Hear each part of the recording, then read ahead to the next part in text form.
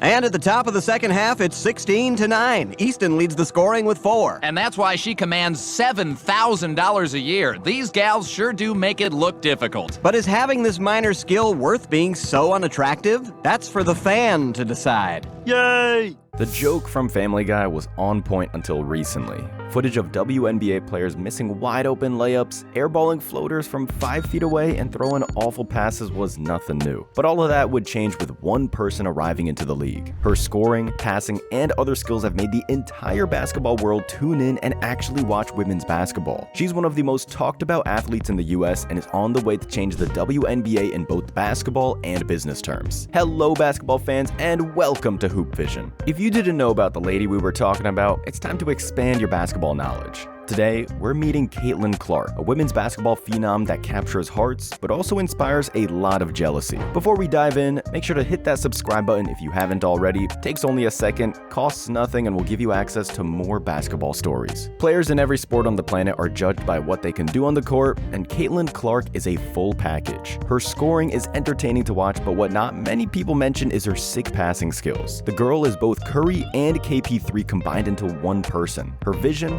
timing, and accuracy are unmatched by any other WNBA player. Add that to being the best scorer on the floor and you have a never-ending offense tree. The best example of this is in transition. As soon as she receives the ball off the rebound, all eyes are on her, and she perfectly takes advantage of it by hitting her trailing teammates with either rainbow or a bullet pass. She's perfect at observing which defender doesn't have its eyes locked in on her teammate, and exploits those holes like nobody else. The pace Clark is able to set is hard for any team to keep up with, and because people know she's capable of making these half-court passes, sometimes it forces the defenders to protect the paint too early in transition, making her shooters wide open for the trailing threes. It's amazing how her ability to find a teammate cutting behind the defense actually leads to so many open shots for others. The extra spacing you get from a guard like her is invaluable. Also, her scoring is a thing of beauty in itself. Clark can do it all offensively, she's good at handling the ball, so she can cross you over and finish with either Euro step or a nice rolling move. Her shooting doesn't need an introduction, because when you maintain your percentages at the elite level while averaging 13 3-point attempts per game, you know you're one of the greats. When she broke the record for most points in women's college career, she did it with style, scoring a half-court three-pointer against Michigan like it was nothing. The way she makes these shots seem effortless resembles what Steph Curry did back at the beginning of his rise. Everyone was asking how he was doing, and the same goes for Caitlin. She's changing women's basketball not just because she's making all these shots, but because she has the audacity to take them. No WNBA player can do what she's doing, and it shows when you watch her play. Clark has made it normal to expect a 4-point play in the WNBA. Why,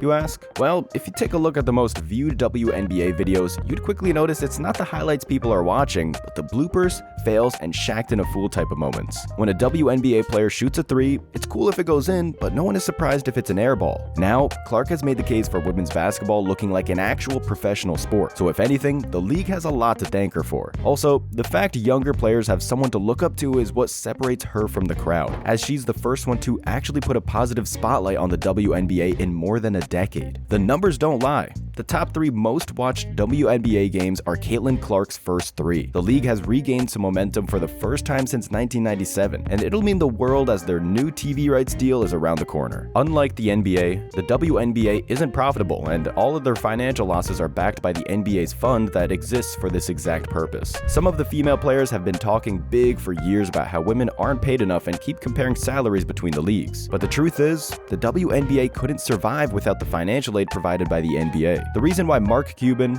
Dan Gilbert, Steve Ballmer, and other owners pay hundreds of millions for their stars is because they make even more money from them. This is how professional basketball works. LeBron, Steph, and every other player who's played basketball ever generate a certain amount of profit and get a piece of that. Fair game. Now, the WNBA players demanded higher salaries while still tanking the league into negative profit ratings. That's as delusional as burning money in front of your employer and then demanding a promotion and a raise. It's crazy. And now, the financial future of women's basketball could change, all because of Caitlin Clark. For the first time in history, the women's college title game had more viewers than the men's. Caitlin Clark attracted almost 19 million people to watch female basketball, while the men's college finals were at a solid 15. With these numbers, Clark could up-jump the salary of every WNBA player in the near future. She's doing the same as Ronda Rousey did for the women's MMA back in 2011. At one point, the UFC president Dana White explicitly said we would never witness women's MMA. Then, Ronda started gaining attention, and the rest was history. She was one of the few fighters on the roster getting paid millions of dollars, and the reason for that was her pay-per-views actually sold big numbers.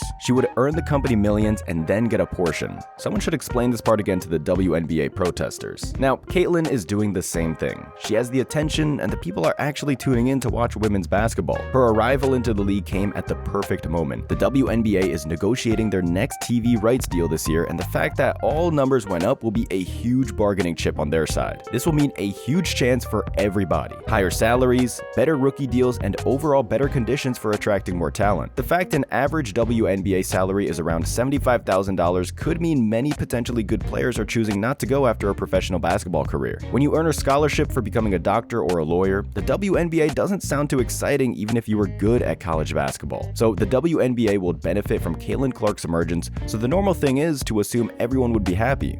Well, it's not the case. Some of the female players are showing so much open jealousy to her that it's ridiculous they won't even try to hide it just a bit. Just hear what Lexi Brown had to say about the young star's numbers. But I think it's like from a freedom standpoint too. I haven't seen a player with that type of green light before in college. The biggest problem with this take is that it's completely wrong. Caitlyn didn't score so much because someone gave her the ball and said, go out and shoot however you want. She earned the freedom and the coach's trust by being the best player on her team in the first place. Imagine if LeBron played awful after he was drafted. He wouldn't be able to command any type of authority whatsoever. It's the skills people want to see, and Clark has them. Lexi Brown, on the other hand, not so much. The girl averaged single digits for 5 years straight and had 1 point per game for 2 of those seasons. Anyways, we get why players like her would hate on Clark, but also the more established vets are quick to diminish what she's done in the past. Diana Taurasi is one of the oldest players in the WNBA and is respected, well, at least in the community. That didn't stop her from taking shots at Clark. Look, SVP, reality is coming. Okay.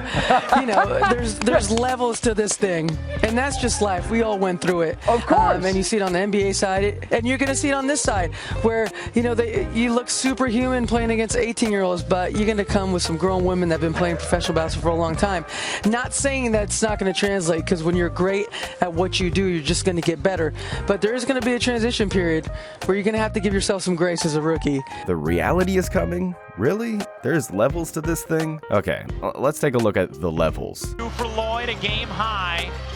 Bird locks up to Rossi, and Sue Bird saying that shouldn't have been a jump. Since we're talking about levels, this is what's obvious. Caitlyn Clark has one of her own, and no other WNBA player has reached it yet. The girl is cooking everyone, and instead of supporting her and hyping up her stock, these women are trying to negate everything she's accomplished so far. Now, what would you say about the player who's won 4 straight championships and was named MVP 3 times? You'd probably think their take was worth listening to. Meet Cheryl Swoops, a former WNBA legend, if WNBA deserves to call them like that. She hates Clark's guts so much that she blatantly makes stuff up. If you thought the previous clips were bad, just take a quick look at this. This isn't just for Caitlyn, but you asked me about Caitlyn. If you're going to break a record, to me, if it's legitimate, you have to break that record in the same amount of time that that player set it. Okay.